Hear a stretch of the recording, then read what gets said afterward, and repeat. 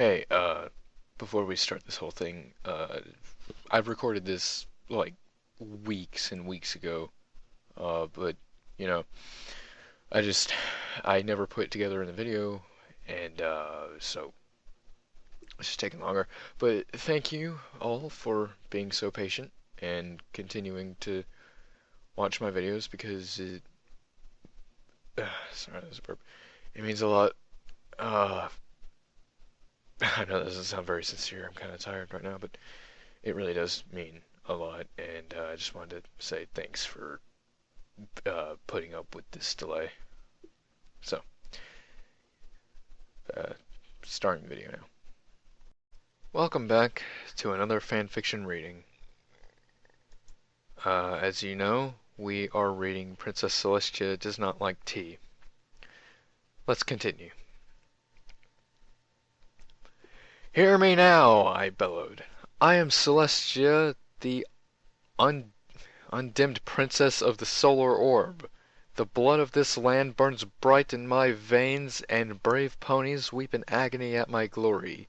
Tens of thousands of generations have crumbled to dust in my wake, and tens of thousands of generations more will follow before I am spent. All this power is at my command, and yet I have but one thing to declare to you this day. The sun above flared from yellow to dazzling blue-white. I do not like tea. Silence fell over the former room and over the Canterlot city in general, as the sun dimmed to its rather more traditional color. Twilight sparkled. Her mane now ruffled by high outdoor wind looked up at her brother. "Gosh, Shiny," she said. "Good job protecting the castle." "Yeah, I kinda messed up there," said Shining Armor, scratching the back of his neck with one hoof. "Almost as bad as some pony running up and down the Hall of Dawn yelling, 'Help, help, Princess Celestia has been replaced by an evil duplicate.'" "Pardon me, but the word I used was doppelganger," said Twilight. "However, I take your point." I ignored the bickering siblings. My energy briefly spent, I strode to the edge of the destruction and gazed down at Canterlot City. Eddies from the turbulent stream whipping my eddies. Eddies from the turbulent stream whipping my ethereal, don't know how to pronounce that, mane back and forth as it struggled to return to laminar flow. The city was utterly still. Not a cart moved in the streets, and upon me I could feel trepid looks of hundreds of thousands of eyes, hundreds of thousands of frozen, unblinking stares. "Oh dear," I said.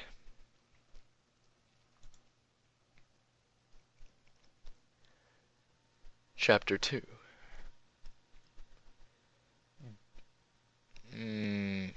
Another word that I don't know. I'm just gonna edit that into the video, because I'm too tired to care. "Bleh," said Caduceus, my royal physician, as we pushed our way through the frenetic crowd of junior ministers, each one waving papers at me. "Gesundheit," I said, attempting a funny, it was a good day to be a junior minister, all told, because in my growing frustration with the ridiculous predicament, I found myself, I keep pausing at the wrong times. Try that again. It was a good day to be a junior minister, all told, because in my growing frustration with the ridiculous predicament I found myself in, I had been swinging my approval stamp around wild and free. Approval, yeah, that's how you say it. As though I were threshing grain with it. I was pretty much approving anything that even looked like a stack of papers at this point, and quite a few things that didn't. I seem to recall bestowing a rather impressive portfolio of executive powers upon an ornamental vase a few hundred yards back, for instance. I hoped that it would not abuse them. "No, Highness," said Dr. Caduceus, caduceus, whatever. I'm gonna try and pronounce this. I'm not gonna do it well. Uh, dis disguise dysglasia? Is that? I don't know. Uh, a disruption in the sensation of taste. Yes, doctor, I said. I'm well aware. Sorry.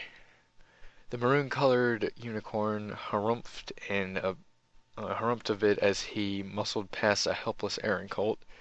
Then you'll also know, he said, that there's any number of illnesses that can invoke symptoms of serious illnesses, Highness. Dr. Dr. Quesadilla, I said, giving casual approval to a multi-thousand-bit study on the effects of cheese upon the world's magnetic field. I appreciate your concern. I want to assure you that there has been no change in my perception of the flavor of tea. I find it equally distasteful today as I did yesterday. And I thought this was about her tasting, like, blood because of the, friendship canon thing. I find it equally distasteful today as I did yesterday, and as I did the day before. Quesadilla clucked his tongue and his mouth and lifted up a little clipboard and pencil in his telekinetic field. Memory disruption, he muttered as he wrote. This is serious, doctor, I said idly. Fuck. Designating March as Natural Herring Month. Of course it is, Highness, he said. Diarrhea and memory disruption? That narrows the field considerably in a rather alarming direction. Paraneoplastic syndrome comes readily to mind. You blame absolutely everything on paraneoplastic syndrome, doctor, I said. I sent one of my chambermaids to you with a troublesome stone in her hoof, and you returned with a diagnostic of paraneoplastic syndrome. I punctuated my utterance by funding an entire polar expedition complete with sled dogs. It's the silent killer, he said ominously, and the noisy one, and basically all levels of death volume in between. I'm certain it is, I said, granting most favorable trade status to a candelabra and accidentally declaring one of my adjutants in an independence nation unto herself.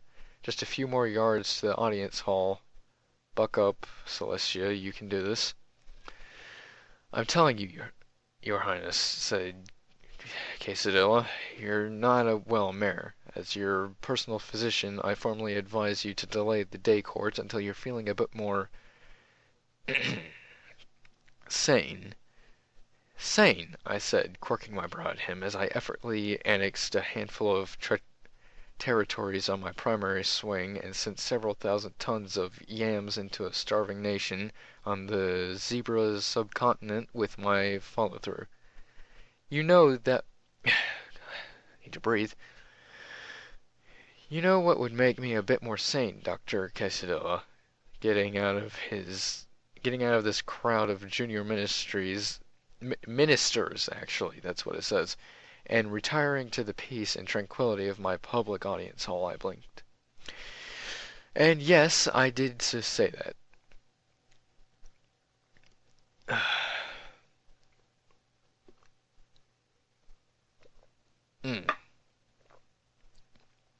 Reading is not going easy on me today.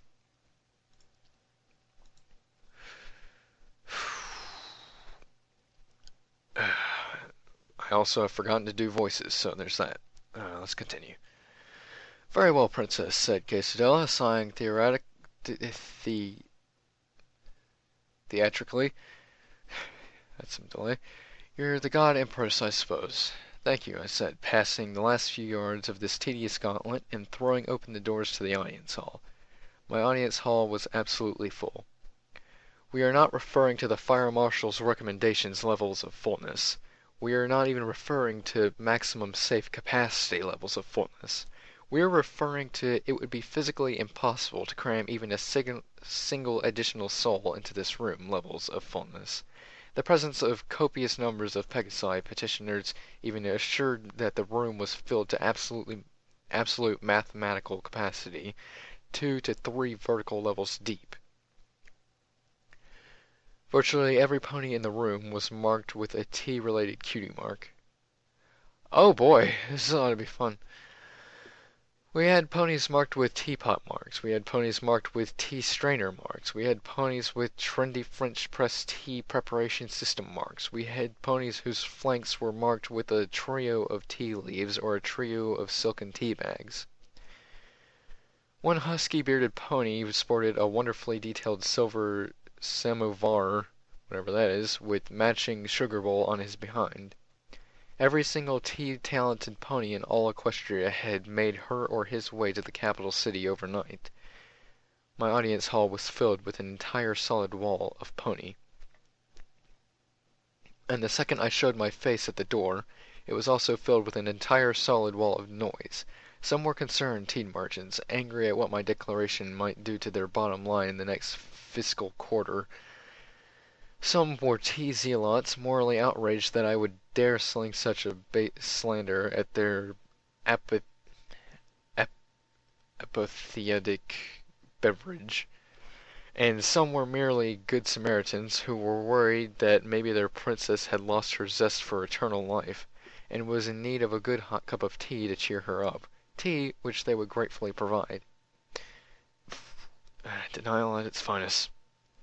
I delicately shut my eyes and then addressed the room in ringing tones of heart-rending clarity, tones which would brook no overspeak. "Attention, my beloved pony subjects," I announced, as the room fell silent in ripples before me. "It is with great regret that I tell you that the Day Court will be hearing absolutely no tea-related business this day." Murmurs of protest and dismay began spreading like ground fire. I spoke again to quash them. Clearly, there is more to be heard on the topic of tea than any one princess can manage in a single day of petitions. Return to Canterlot Castle at 8 o'clock on the morrow, and quay out before the office of Ombuds Pony of the Courts, so that we may approach this crisis with some semblance of organization. It is difficult to argue with me when I get my stern face on. Moping and dragging hooves, the throng of petitioners slowly began to clear its way out of my audience hall, a process that took nearly an hour, all told. I spread my wings and flapped over the crowd to my throne, waiting patiently to see what actual business could be attended to today. When all was said and why did they spell it like that? They put a dash in between two and today.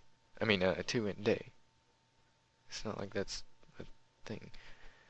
When all was said and done, I left alone in the echoing audience hall with a single golden-rotted hued pony bearing the mark of 3 wheat heads. I smiled beatifically. "They're using words I've never heard before. Give me a break." "Approach the throne," I said, "and state your name." The young mare did so, curtsying low. "Amber Waves," she said, "from Nebraska." Speak, Amber Waves," I said. "What is your petition?" "Well, begging your pardon, Highness, I originally came here to petition the court for some relief of a powerful blight that's been affecting our wheat crop, but—" "No sooner said than done," I said, so anxious to be dealing with anything not tea-related that I practically trod all over her words with my enthusiasm. "I have many earth ponies at my disposal with special gifts for driving blight from crops, and all their powers I lend to you." "Yes, but," Amber Waves, scratching at a flagstone with one roughly shorn hoof, Is it true what all of them other ponies were saying about you not liking tea anymore?" "Well, yes," I said, dragging my expression of distant cosmic joy up the metaphorical wall and hammering it into place with good heavy nail. "Wow, that is not necessary. That is all true. Amberwave shook her head and then turned away towards the door. "This changes everything," she muttered and trotted away. I gazed out over my completely empty audience hall. "Well," I said, "court's adjourned, I suppose." "One moment, Princess," came a familiar voice from the door. I looked up. There, making her way down the velvet carpet leading to my throne, was my faithful student, looking a bit gray and haggard and heavy-lidded. Accompanying her was royal tea stewardess Miss Cozy, her eyes rimmed in red. Sniff. She sniffled occasionally as she walked. "Princess," said Twilight. "That wasn't." "Water."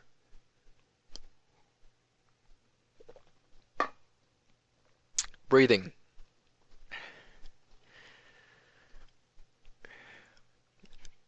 "Princess," said Twilight Sparkle, striding forward, "I know you said you wouldn't be hearing tea-related business today, but—" "Twilight," I said, "you are my faithful student, and Miss Cozy is a valued member of my household. Blanket declarations do not always apply to those dearest to my heart." Twilight nodded at me, seeming satisfied, and then gestured to Miss Cozy. The old unicorn approached the throne, curtsying low before me. "Miss Cozy?" I said. Miss Cozy burst into open tears. "You always told me you enjoyed my tea," the old mare wailed. "For years you complimented me, over and over, on how wonderful my tea was." "Do not take personal insult at this ludicrous chain of events, Miss Cozy," I said, praying for some sort of rope to be thrown to me. "I am familiar enough with tea from my many, many thousands of years consuming it to know when a cuppa is prepared with skill, flair, and integrity.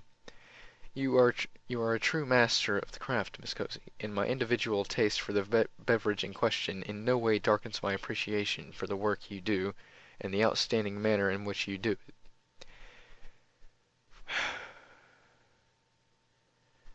For all my words, Miss Cozy was inconsolable. "Just last week," she cried, "just last week I was talking to my sweet granddaughter Chai, saying if she kept it up and practiced her brewing that maybe she could some day be the royal tea stewardess in my place.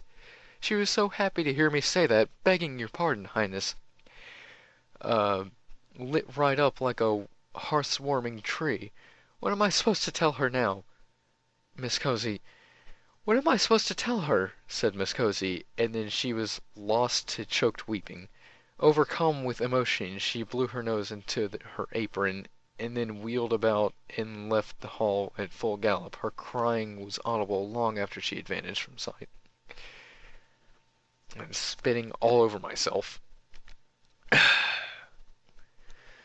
I sighed, rose from my throne, and descended the steps to my faithful student. "Twilight," I said, "I began to perceive that I may have made an error." From my student, naught but a stony silence. "Do you remember the first time we shared tea, Princess?" "Yes," I said. "Et tu, Twilight Sparkle," I thought. For months I had been observing you take tea in our custody room at the Lyceum, watching you enjoy a cup or two while I practiced forms of the uncluttered path. And it smelled so heavenly, like flowers in warm rain, and I begged and begged you to let me try some. So finally, one day you sat down with me and poured me a little, and it made me so happy, Princess. It felt like my heart would burst." Her face darkened. "Then I tasted it, and it tasted like I was gargling with dirt. But I kept smiling the entire time, gagging my way through the whole cup, because I knew that if Princess Celestia loved and enjoyed it, it must be something special." "And this is why you tell the truth." "And when I got back from the boarding rooms, I snuck a bunch of this horrible black nilgiri stuff from the bins in the kitchen, and I brewed myself about 28 cups of it, and I drank it all in 6 minutes flat. And then, just as I sat there, shaking until about 4 a.m., when I finally fell unconscious, and when I had these terrible nightmares about being tormented by animated pictures of cream, poking me with tiny little spoons, I, uh, but I kept drinking it," she said, her eyes going a bit crazy, and drinking it, and drinking it, and drinking it, and gradually I started to like it, even though it turned me into an absolute raging caffeine addict. You don't know how much of my parents' care package money went straight to my tea strainer, Princess. It got to the point where I deliberately had to step myself down to coffee because my eyes were starting to turn yellow and I woke up every morning with the ability to hear colors. She stood there for a moment, panting. I did it for you, Princess, she continued at last. I did it because I wanted to be you. There's a part of me that still believes, that's dead set and convinced you can't not like tea. I'm so sorry, I said simply. No, Twilight said firmly. You don't need to apologize, because you know what? I thought it over last night, and I came to a realization, and I'm feeling a whole lot better about it now. One bright spot then, I said at least. Wow, that was not even English. Try that again? One bright spot then, at least, I said, smiling. There's a lot of misinformation resting in my ponies' minds. Twilight, most of it my fault. My personal physician thinks I'm insane, or have paraneoplastic syndrome, or am I insane because I have paraneoplastic syndrome or something like that? Well, I think it's time we set the record straight. You've got a meeting with the High Cabinet in this afternoon, correct? Yes, I said, mostly concerned with the damage control from my little tea tantrum. I would be honored if you would let me attend and stand by your side for it. And I said, would be honored if you would do so. Great, Twilight said, and said Twilight brightfully. Brightfully? That's not a word, is it? It probably is. She said it brightly, though, as we trotted out of the audience hall side by side. Don't worry, Princess, we'll fix this. You see. You see! There's no L's there at all. Okay. Except for the fact that there are. So, good job, me. Yeah. But I'm gonna have to cut it here. Thank you for watching and reading with me. If you can't tell, I am incredibly tired because I have not slept. But I can't go to sleep. And so I thought I would do this. But that's not important right now. You don't need to know that. That's information that is not important. So I will end the episode here. Goodbye. I will see you in the next one, which I will record right after this one.